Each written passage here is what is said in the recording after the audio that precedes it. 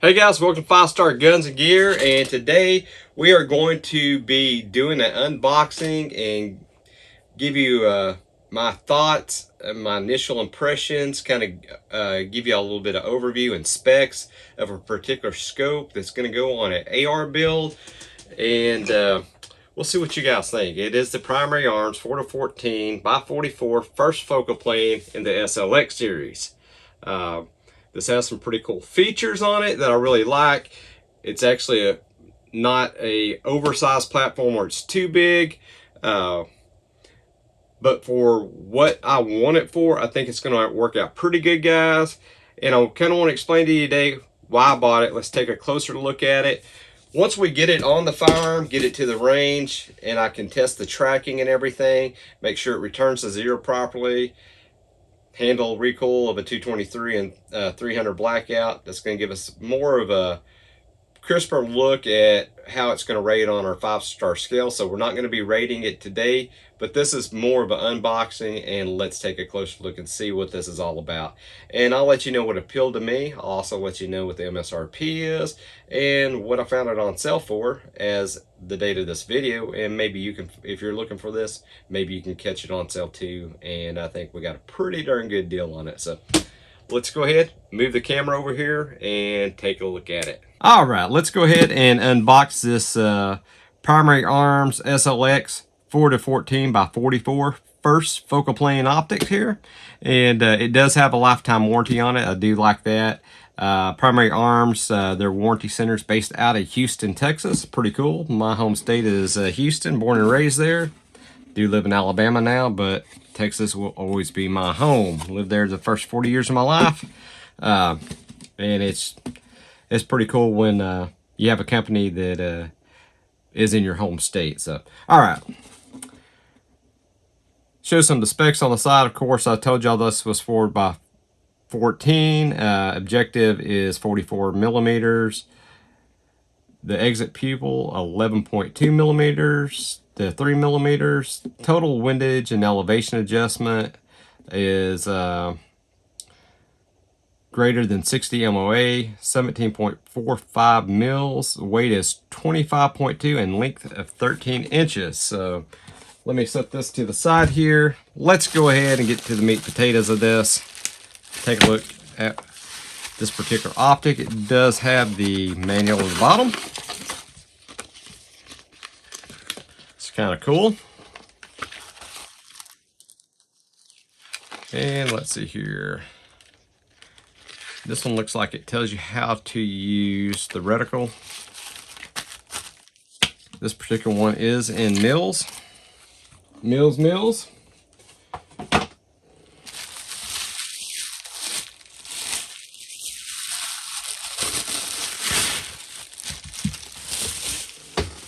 Decent protection. It does have a Allen wrench with it, kind of nice. It does not come with rings, so you will need to purchase your own rings. Well, cleaning cloth, one of the first things that I'll wind up losing.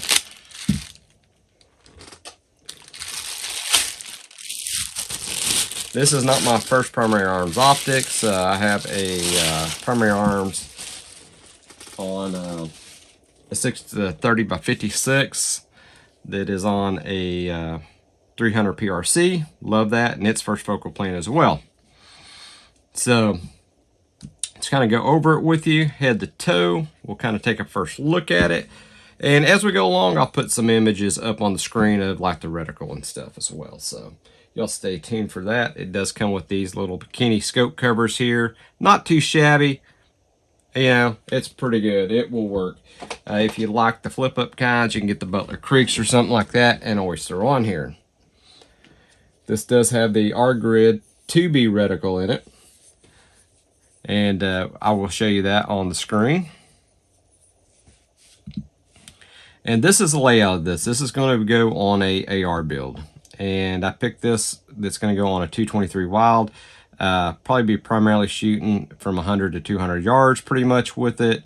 And I felt for that particular platform, the 4-14x44 probably would be a great optic for it. And I do like this R-Grid reticle.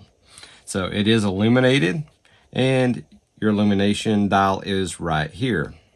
So one thing I do like about it, as you can see, between your intensities, it does have off.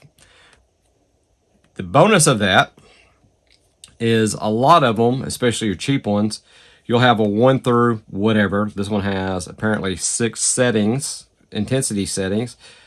Let's say you want to go to 4, you don't have off between them, and you're going to have to scroll all the way around to turn it off. Where let's say if I set it 4 or 5, let's say 5 in this instance, I can just turn it either way to off. And if I like that intensity setting for my primary shooting, I can just flip it right back on, and I'm right at the last setting that I use, and I'm good to go. I really like that. It does take a CR 2032 3-volt lithium battery, and that's going to be under this cap, and that's on there pretty good, or I'd show y'all. All y'all know what the little button cells look like, but you just unscrew this and that will go in there. So it takes a really easy to get a hold of button lithium battery. That CR 2032 is probably one of the most common ones that's available. Now, messing with this magnification dial, it is smooth. It does have some resistance to it, but it's not, it's very, very smooth.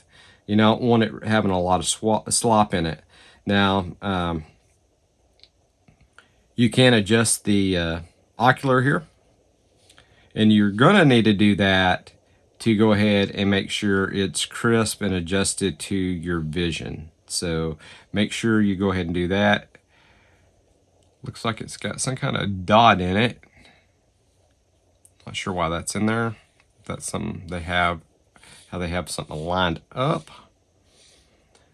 But there's no tick marks that corresponds with that I'm aware of. So anyway, so that's how you actually adjust your ocular. Your rear focus for your diopter. Again, this is first focal plane. So this is going to work a little bit different. We'll explain in another video that we're fixing to put out the difference between first and second focal plane. Now, as you zoom in on your target, your reticle zooms with you. So that's how first focal plane works, where your secondary focal plane, it is a fixed crosshairs generally installed in the rear. Your first focal plane is somewhere in this tube up front, generally. And the way the second focal plane works, your crosshairs stay the same as you zoom in, your object moves in, but your crosshairs don't change. So they have pluses and minuses to both of them. Now this particular one, the click values on these is in 0.1 mils. It's very, very positive. Let's see if this one is. Oh yeah, very audible, very, very positive. I like that. Has very good feel to it. These are resettable turrets where you can reset them to 0. So you can do that. I know for a fact you can do that. I've read up on that. It is illuminated. Matter of fact, I've got it on now. The illumination looks great. The reticle looks great. And I will show y'all some images of what this actually looks like. That way y'all can kind of get an idea. Okay, let's go ahead and move on.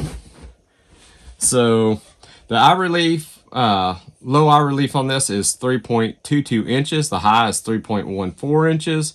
Field of view on low is 27.20 feet, and on high 7.85 feet. So on high, your field of view is going to shrink down quite a bit on you. The length of this is 12.9 inches, so basically 13 inches is what you're getting on your overall length. Went ahead and went over the magnification 4-14. This is not compatible with night vision, and what we mean, some of your scopes and some primary arm scopes, the one I have on my 300 PRC. Sorry, it is compatible with night vision on setting 1 and 2. This one is not compatible with night vision, so keep that in mind if you're looking for a night vision scope. Compatible scope, this is not going to be the one for you. This is their Optic Series SLx, and it does have the ACSS HUD DMR reticle in it. So the reticle color is red. Reticle type is BDC. Total elevation 17.4 mils. Total windage adjustment is also 17.4 mils. Your tube diameter is 30 mils in this, and the weight is 25.2 ounces. It's, you know, a pretty beefy scope. It's not overweight in my opinion. I think it's going to be just fine. You do have your parallax side focus right here on the side, and it goes from 10 yards all the way to 1,000 yards and then infinity. So that's pretty cool. It's got a lot of adjustment in that parallax. I do like that. I do like that it does have positive clicks on the turrets. They are very tactile and very audible. Hopefully y'all can hear that. And we are going to put it through the titty twister test that over at Cyclops he does. We'll put it on return to how it returns to 0. We'll put it through a test for that. Do a little box test. And really work this out, test it out before we do our 5-star review, and then we'll get back to you on that portion on another video, because this is more of a unboxing, first looks, and showing you this particular scope and let you know the price point that we paid for it. As far as durability and all that, we're going to do that in a separate video. Overall, I'm very happy. Like I say, this is going to go on to 223 Wild. This particular one, MSRP's for $329.99. You know, that's not bad. Just a little bit of 300 MSRP, but I can tell you, you can always find these on sale a lot cheaper. And when I purchased this, I actually purchased it at Primary Arms, and it was on sale. I purchased it for $199. Pretty good. 200 bucks for a first focal plane is not bad at all. Now, on this particular AR build, I will have a 45-degree offset where I can put a red dot. That way I can camp that gun if I want to go and do some close range work. But I will have this for my 100 and 200 yard shots. So that's primarily why I wanted this particular scope.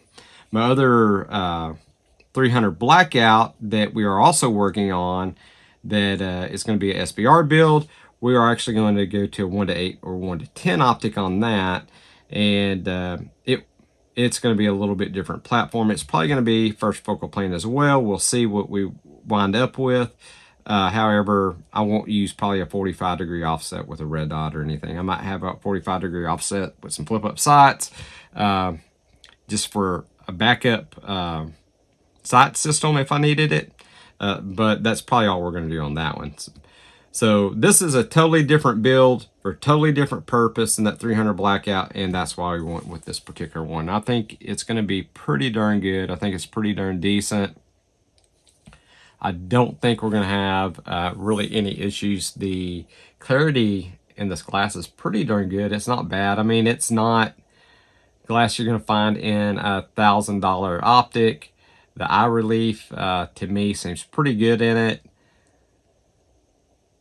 Eye box is pretty decent. You know, it's not the best, but it's pretty good for, you know, 200 bucks. What I paid for it, I think it's hard to beat, and I think it's gonna be, you know, kind of hard to beat even at the $300 price point for getting a first focal plane. So that is the Primary Arms for the 14x44 first focal plane R-Grid 2B reticle scope that we're going to be using on this build. I wanted y'all to take a first look with me on this, see how it looks, check out the overall build quality. Y'all let me know if this is something that y'all would be interested in. something that y'all have used. And if you've used it, let me know if you've had any issues, because we are going to put it through its paces and we're going to test it out firsthand, and then we're going to run it through our 5-star rating system in a future episode. But I want to hear if y'all have had any problems, if y'all have had any issues, and if you haven't, if you do have this particular scope, how do you like it? The reviews have been very positive, what I've read on the scope, so I think we're going to like it. Again, guys, if you're subscribed, thank you so much. If you're not, please consider subscribing. It sure helps the channel out. It doesn't cost you a penny, and certainly appreciate everybody's time. Please hit that bell notification icon. That way you know when we're putting out new content. And as always, God bless, and I'll catch you on the next episode.